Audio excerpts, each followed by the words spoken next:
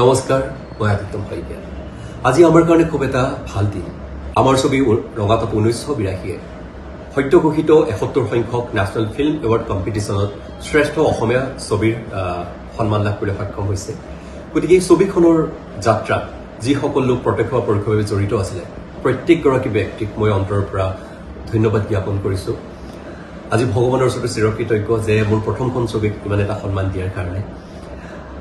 ৰঙাতাপ 1982 এই ছবিখন মোৰ প্ৰথম ছবি। এই ছবিখনৰ জৰিয়তে মই মোৰ ফেশ্বন ডিজাইনিং কেৰিয়াৰৰ পৰা মোৰ ছবি পৰিচালনাৰ যি কেৰিয়াৰ তালৈ মই যাত্ৰা আৰম্ভ কৰিছিলোঁ।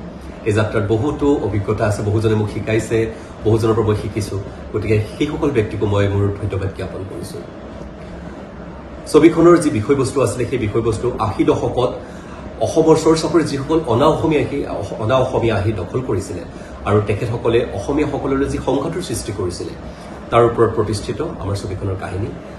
ছবিখনৰ কাহিনী 4গৰাকী নাৰীৰ জীৱনশৈলীৰ ওপৰত প্ৰতিষ্ঠিত আছিলে।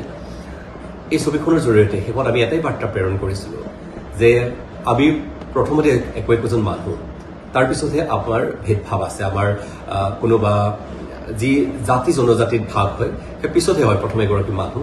গতিকে আমি মানুহ হিচাপে জীয়াবলৈ শিকিব লাগিব। গতিকে ছবিখনৰ কাহিনী ভাগৰ মূল বিষয়বস্তু আছিলে। গতিকে ছবিখনৰ এই যাত্ৰাত পুনৰবাৰ সকলোকে মই ধন্যবাদ জনাইছোঁ যিসকল ব্যক্তিয়ে মোক সহায় সহযোগিতা আগবঢ়াইছিলে। ধন্যবাদ।